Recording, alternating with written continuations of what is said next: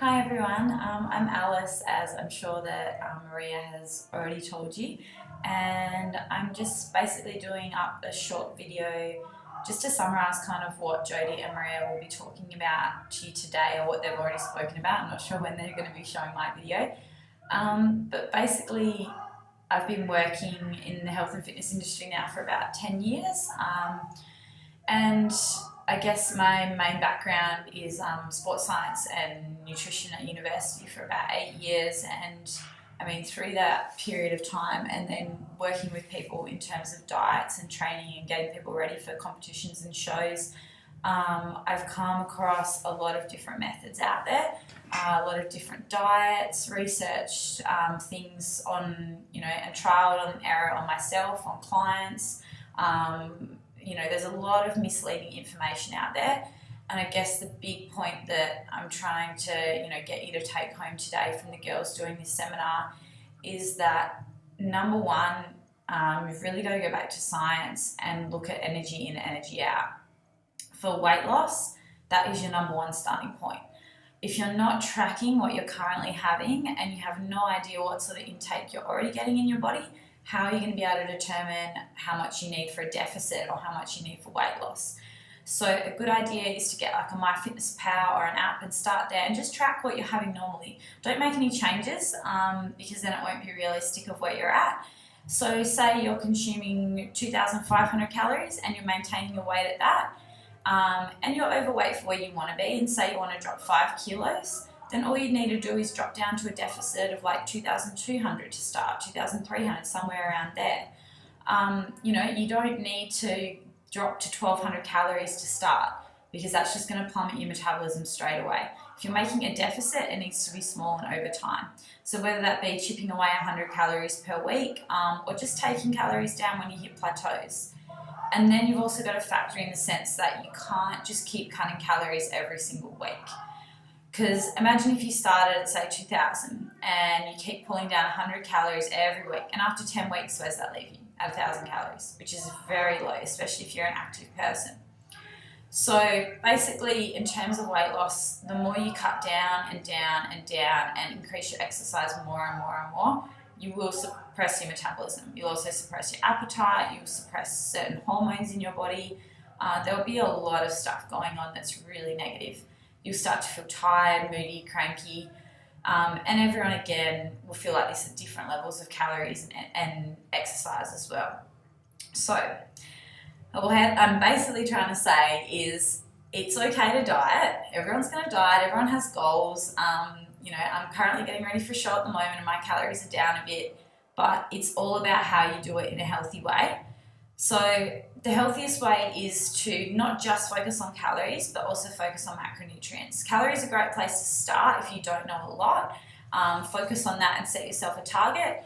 But then if you really want to see results, you need to focus on where those calories are coming from, what macronutrients, protein, carbs, fat balance, fiber intake, then also your micronutrients as well, making sure that you're getting all your vitamins and minerals to stay active and stay energetic throughout the day. Because if you're not eating sufficient foods to give you energy, you're going to really struggle, especially if you're cutting down calories. You want to get those micronutrients in too. So the number one most important macronutrient that women in particular are concerned about and that probably don't have enough of in fear of getting bulky is probably protein. So you don't need to have excessive protein intake, but you need to have enough, especially when you're cutting down calories, to keep your appetite suppressed, to keep you feeling fuller for longer. It's a slow burning type of energy, so meaning it's slow to digest. Most protein sources, if they're coming from meat, eggs, dairy, whatever, casein base, that sort of thing. So the only faster digesting protein sources are going to be like a whey isolate, like a protein powder. So start there. Figure out how much you need for your body type, for the entire day. A baseline would be somewhere about, 2.2 to 2.5 times your body weight would be a rough, moderate intake. You want at least your body weight to double in protein a day. Then you want to figure out your carbohydrates. So carbohydrates have a lot of variables. I'm not going to go into that in this video. The girls will talk about it a bit more. But they're something that you can play around with. So, you can bring them up and down, see how your body responds, but assure that you're getting carbohydrates in. It's more about the timing. I tend to have all my carbohydrates around training, and that's what I do with my clients. It's worked really well.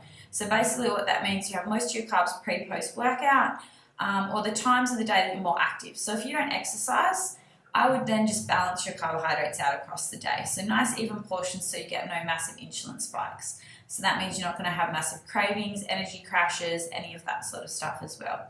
So the reason we have them around training is because your muscle glycogen will basically replenish using those carbohydrates if you have them post-workout. And pre-workout, you're going to be using carbohydrates for energy. That means you're going to be sparing protein, which is important because we want to maintain lean mass when we're training. Because lean mass not only gives you shape and structure, but it also means that your metabolism is more efficient. So we don't want to be burning through our muscle stores, basically. Cool. Then fats. Fats, again, you can play around with these variables a little bit. Again, figure out what you're having at the moment and then kind of go from there. Or use over your remaining calories for fats once you've figured out your protein and carbohydrate intake. That's a good way to do it. You don't need any more than like 100 grams of fats a day. For women, anywhere from between minimum about 40 grams just to get your sex hormones functioning, anywhere up to about 75, 80 grams if you've got a really efficient metabolism. Cool, so that's those ones. So I guess my big tips for talking about dieting, what's the best approach, that sort of thing, is don't believe everything that you see or hear. Anything that's named a diet means there's a start point and an end point, which means that you're going to lose weight and then you're probably going to put it back on, if not double, because your metabolism would have been suppressed from being on such low calories.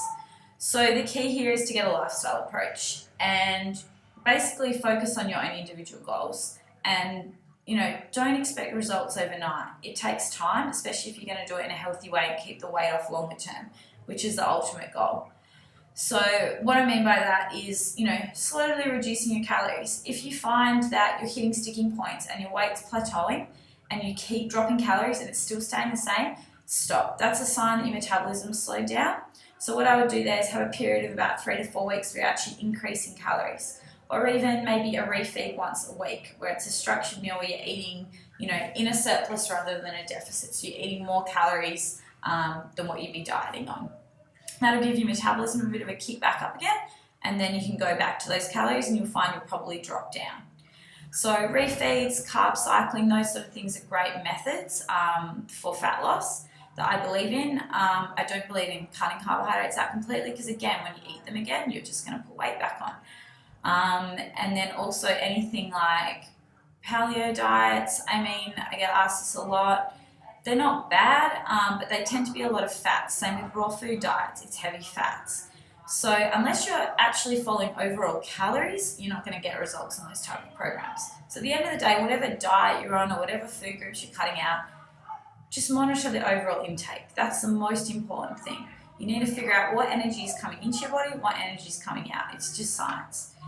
So in terms of also a dieting point of view, the more you follow a flexible diet plan where you can eat different foods and a nice variety the whole way around, it reduces the chance of binge eating, the chance of eating disorders occurring, the chance of blowing out after you've been on the diet because you've already been eating a variety of foods, so you don't feel like you have to eat everything in sight once you've hit your goal weight. I follow if it fits your macros type perspective with my clients and myself.